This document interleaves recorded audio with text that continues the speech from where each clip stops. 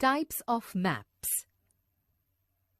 Just like we have different books to study different subjects, different kinds of maps are used to show different kinds of details.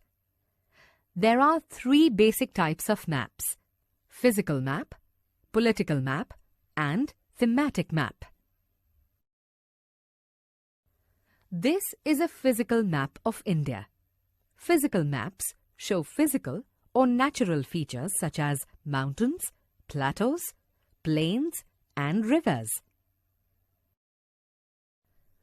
This is a political map of India.